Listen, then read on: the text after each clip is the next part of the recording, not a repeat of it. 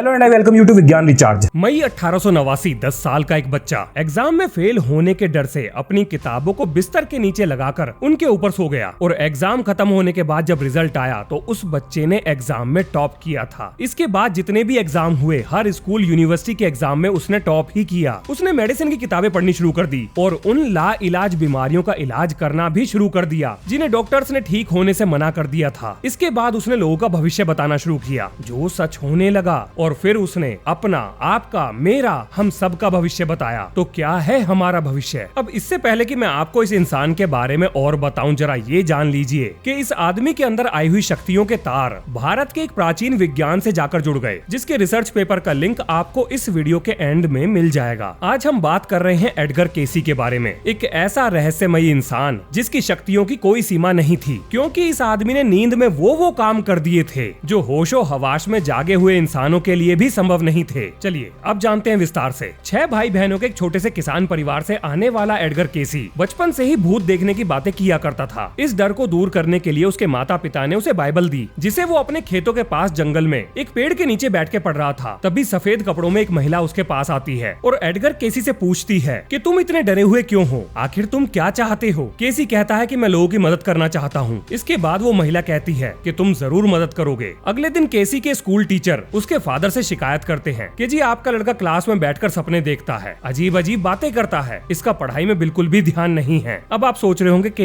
ये तो कुछ जाना पहचाना सा लग रहा है। भाई साहब लगेगा कैसे नहीं, बचपन की यादें ताजा हो रही होंगी। चलो बचपन से बाहर आओ, आगे सुनो। अब भैया केसी के फादर हो गए रुष्ट और उन्होंने पकड़कर अपने लड़के को बैठा लिया अपने सामने और उसका स्पेलिंग टेस्ट लेना शुरू कर दिया, जिसमें महाशय फेल हो गए। उसके बाद तो आपको पता ही है क्या हुआ होगा। उन्होंने निकाल कर अपनी चप्पल कर दी उसकी सुताई। अब बालक पिटने के बाद अपनी माँ के पास पहुंचा। माँ ने कहा, अरे मेरा बच्चा बड़ी बेरहमी से पीट दिया, ले खाना खा बेटा और सो जा, कल से पढ़ाई शुरू करियो। अब सपने में वही महिला जो उसे जंगल में मिली थी वो आकर ये कहती है कि तुम अपनी सारी किताबों को अपने बिस्तर पर लगाओ और उनके ऊपर सो जाओ। बालक ऐसा ही करता है और उसे सब याद हो गया। कुछ हफ्ते बाद एग्जाम हुए और जब रिजल्ट आया लड़के ने टॉप कर दिया, स्कूल ही टॉप कर दिया। जब उसके दोस्तों ने उससे पूछा, अरे भाई हमें भी बताओ ये तुम्हारे अंदर ऐसा बदलाव कैसे आया? तो उसने कहा, किताबें बिस्तर पर लगाओ और सो जाओ। उसके दोस्तों को लगा कि ये तो पगला गया है, कुछ तो गड़बड़ है और ये हमें जानबूझकर सच नहीं बता रहा। अब देखो पढ़ाई में तो इस भाई साहब का सिक्का चलने लगा और अब ये बनेंगे चिकित्सक, जिसमें सबसे पहले ये अपना ही इलाज करेंगे। अब आप सोच रहे होंगे ये अपना किस चीज का इलाज करेगा? दिमाग बढ़िया काम कर रहा है, शरीर बिल्कुल ठीक लग रहा है। हाँ सवाल सही है, सुनो आगे। तो जी इनके स्कूल में होते हैं स्कूल बॉल गेम, वो अपने यहाँ होते हैं ना स्पोर्ट्स डे, जिसमें अलग अलग तरह के खेल होते हैं। वो बात अलग है कि स्कूल वाले हमें खिलाना कुछ चाहते हैं और हम खेलते कुछ और हैं। तो जी इनके स्कूल में भी वो हो रहे थे। अब गलती से इनकी टेल बोन पर चोट लग जाती है, जिसकी वजह से इनकी चाल टेढ़ी हो जाती है, यानी अब ये सीधी तरह से नहीं चल सकते थे। अपने एक पैर पर ज्यादा जोर डालकर इन्हें चलना पड़ रहा था। अब एक दिन इन्हें अपने सपने में ये पता लगता है कि इनके शरीर में मिस अलाइनमेंट की वजह से ये सीधे नहीं चल पा रहे हैं। तो इन्हें सपने में एक देसी जुगाड़ बनाने का आइडिया मिलता है। वो होते हैं ना अपने यहाँ पर वो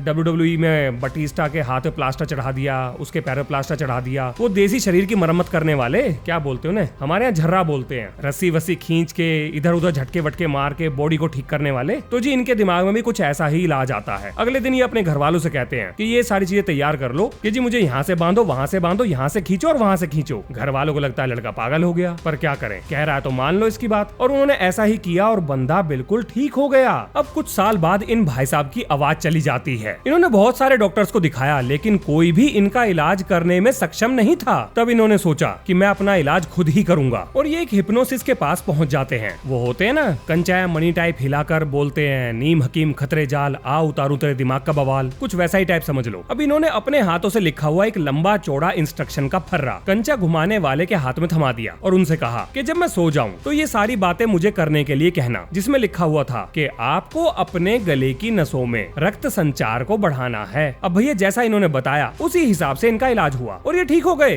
अब क्योंकि इस चीज के गवाह बहुत सारे थे तो आप तो जानते ही हो, आग की तरह ये खबर चारों तरफ फैल गई। लोग दूर दूर से अपना इलाज करवाने आने लगे। ऐसे लोग भी आने लगे जिन्हें डॉक्टर्स ने ला इलाज घोषित कर दिया था। उनमें से ही एक किस्सा सुनाता हूँ। एक 5 साल की बच्ची जिसके दिमाग पर चोट लगी थी, उसके पास जीने के लिए कुछ ही दिन का समय बचा था। उस बच्ची के माता पिता उसे एडगर केसी के पास ले आते हैं। अब भैया एडगर केसी लगाते हैं ध्यान और ये कहते हैं कि चोट इसके दिमाग पर नहीं बल्कि इसकी रीढ़ की हड्डी में है और अगर इसकी रीढ़ की हड्डी को दोबारा से एडजस्ट करा जाए यानी यानी कि स्पाइनल रीएडजस्टमेंट किया जाए तो ये ठीक हो जाएगी। उन्होंने वैसा ही किया और कुछ ही दिनों में वो 5 साल की बच्ची बिल्कुल ठीक हो गई। इसके बाद तो उनके पास चिट्ठियों की और लोगों के आने जाने की बाढ़ आ गई। वो बिल्कुल मुफ्त में इलाज करते थे, कोई कुछ दे जाए तो ठीक, ना दे के जाए तो भी ठीक। लेकिन ये तो बस उनकी शक्तियों की शुरुआत थी, अब कुछ और भी बड़ा होने वाला है। इसके बाद उन्होंने लोगों का भविष्य बताना शुरू कर दिया, जो सच होने लगा, जिसमें से कुछ बहुत ही डरावना भी है। अमेरिका में 1929 के स्टॉक मार्केट क्रैश से पहले केसी ने अपने दोस्तों से कहा था कि मार्केट क्रैश होने वाला है, अपने पैसे निकाल लो, और कुछ दिन बाद ऐसा ही हुआ। 1934 में केसी ने यह भी बताया कि जर्मनी में एक हिटलर नाम के तानाशाह का उदय होगा, और आज हम सब जानते हैं कि उसके बाद क्या हुआ। केसी ने यह भी बताया कि हिटलर को किस साल और किस समय पर पावर से हटाया जाएगा। यहाँ तक कि केसी ने यह भी बता दिया था कि अमेरिका सेकेंड वर्ल्ड वॉर में कब कूदेगा। केसी ने फ्रैंकलिन रूजवेल्ट और जॉन एफ कैनेडी की मृत्यु के बारे में भी पहले ही बता दिया था। केसी ने यह भी बताया कि 1968 में अटलांटिस नाम की जगह समुद्र के नीचे मिलेगी। अब 30 साल बाद जहां केसी ने बताया था वहां पर एक जगह तो मिली जिसे कुछ लोग अटलांटिस मानते हैं और कुछ नहीं भी मानते। केसी ने यह भी बताया कि अटलांटिस लगभग यूरोप के साइज का एक एंशिएंट सिविलाइजेशन है, जो कि टेक्नोलॉजी के मामले में बहुत ही एडवांस था, और एक बहुत बड़ी प्रलय के कारण वो समुद्र के नीचे डूब गया। आपने एल नीनो वेदर इवेंट के बारे में तो जरूर सुना होगा। ये वातावरण में आया हुआ वही प्राकृतिक बदलाव है जिसकी वजह से दुनिया के अलग अलग कोनों में बाढ़ और सूखे जैसे हालात पैदा होते हैं। इसकी भविष्यवाणी भी एडगर केसी ने बहुत पहले ही कर दी थी, और कमाल की बात यह है कि उस समय पर इस वेदर इवेंट के बारे में वैज्ञानिकों को भी कुछ भी नहीं पता था। एडगर केसी ने यह भी बताया था कि अमेरिका का 44वां राष्ट्रपति एक ब्लैक पर्सन होगा, और बराक हुसैन ओबामा अमेरिका के 44वें राष्ट्रपति थे, यानी पहले ब्लैक राष्ट्रपति। 1 जनवरी 1945 को केसी ने यह बताया कि अगले 4 दिन के अंदर उनकी मृत्यु हो जाएगी, और ऐसा ही हुआ। हार्ट अटैक की वजह से उनकी मृत्यु हो गई और उन्हें दफना दिया गया। अब ये तो वो भविष्यवाणी थी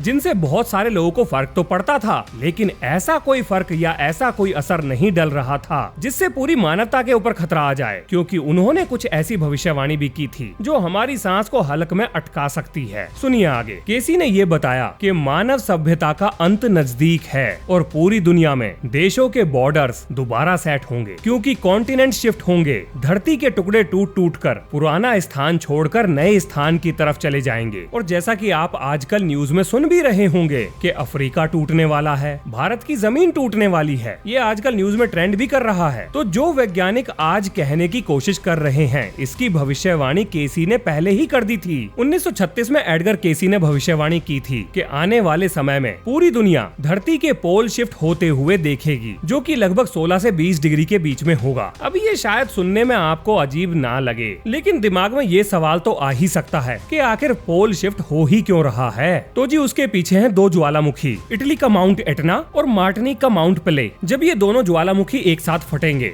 तो पोल शिफ्ट होगा, जिसमें भैया माउंट एटना ने तो अपना कार्यक्रम शुरू कर दिया है, उसकी गुड़गुड़ चालू हो चुकी है, और अब बस इंतजार हो रहा है माउंट पेले का। अब यहाँ पर आपके दिमाग में सवाल आ रहा होगा कि चलो पोल शिफ्ट हो भी गए तो आखिर इससे कितना फर्क पड़ेगा। अब जरा जान लो, अफ्रीका 3 हिस्सों में टूट जाएगा, और भैया मम्मियों के देश यानी कि इजिप्ट में जो कायरो शहर है वो पूरा डूब जाएगा, पानी के नीचे चला जाएगा। एशिया में भी बहुत भयंकर बदलाव होंगे जिनका प्रभाव हमारे देश पर भी पड़ेगा। जापान तो लगभग पूरा डूब जाएगा, कुछ ही हिस्सा जापान का पानी के ऊपर बचेगा। ताइवान ये तो गया, पूरा गया। चीन की टेंशन खत्म, अब हमला करने की जरूरत नहीं है। वैसे ग्लोबल कम्युनिटी पर एक और जंग का खतरा तो बना हुआ है, ये चीनी मीनी कभी भी हमला कर सकता है, और ये जंग तो बिल्कुल भारत की कनपट्टी के करीब हो रही है। अब जरा भारत के बारे में भी बात कर लेते हैं। तो हमारे देश का जो बीच वाला हिस्सा है, यानी मध्य प्रदेश, उत्तर प्रदेश का कुछ हिस्सा, ये जो भारत का मिडिल पार्ट है, ये बकल हो जाएगा, यानी कि एक दूसरे के अंदर मिट्टी घुस जाएगी, और ज्यादातर हमारी जनसंख्या को पहाड़ों की तरफ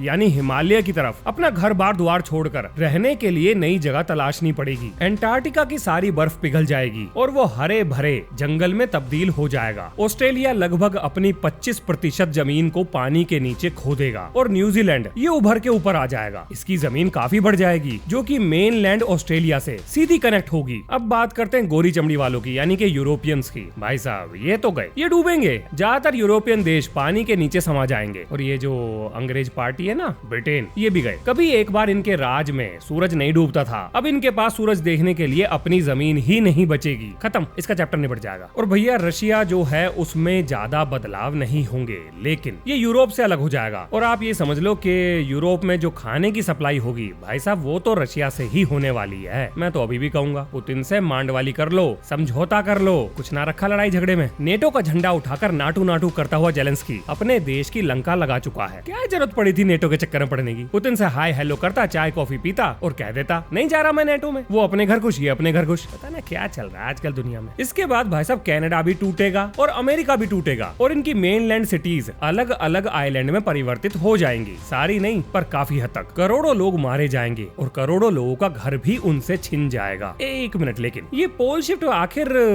होने कब वाला है? तो वेल 1998। अब आप राहत की सांस ले रहे होंगे कि 1998 तो कब का चला गया, हम आज क्यों टेंशन ले रहे हैं? वेल आप कह सकते हो कि हाँ चलो ठीक है 98 चला गया, कोई दिक्कत नहीं। लेकिन नासा ने ना थोड़ा सा अर्थ का जो पोल शिफ्ट है वो डिटेक्ट कर लिया है। तो कब किया था नासा ने डिटेक्ट? 1998 में शुरुआत हो चुकी है। केसी की बहुत सारी ऐसी भविष्यवाणी भी थी जिनको स्टेट के लिए खतरा बताकर उनका वजूद मिटा दिया गया। जैसे कुछ जासूसी से जुड़ी हुई, अमेरिका क्या क्या गलत काम कर रहा है, दुनिया में कौन सा नेता क्या गड़बड़ करने वाला है जिससे अमेरिका को खतरा हो सकता है, या नए नए हथियारों के बारे में। ऐसी बहुत सारी जानकारियां थी जिनको अमेरिका ने अपनी सुरक्षा के लिए खतरा मानकर उनका वजूद मिटा दिया। अब मैं 2023 में एक भारतीय यानी दीपक शिमकादा के द्वारा एडगर केसी के ऊपर बनाए गए रिसर्च पेपर को पढ़ रहा था। तब मुझे एडगर केसी के बारे में पता चला, जिसे भारत के पुरातन विज्ञान यानी के कुंडलिनी जागृत करने से जोड़ा गया है। इसके ऊपर रिसर्च हुई है और भाई साहब इस रिसर्च को प्रोड्यूस करा था हिस्ट्री चैनल ने। तो अगर आपको इस चीज पर विश्वास है कि कुंडलिनी जागृत करना भी कोई विज्ञान है तो वेल आपके लिए रिसर्च पेपर का लिंक मैं व्हाट्सएप चैनल पर जरूर दूंगा। और जी व्हाट्सएप चैनल का लिंक मिल जाएगा आपको इसी वीडियो के डिस्क्रिप्शन में या फिर कम्युनिटी पोस्ट पर। वहां मैं आपको नई वीडियो की अपडेट और इस तरह के खुफिया पत्र यानी रिसर्च पेपर आपके पढ़ने के लिए डालता ही रहता हूँ। तो अगर शौक है तो ज्वाइन कर लेना। तो बस आज के लिए इतना ही, मिलते हैं नेक्स्ट वीडियो में। जय हिंद, जय भारत।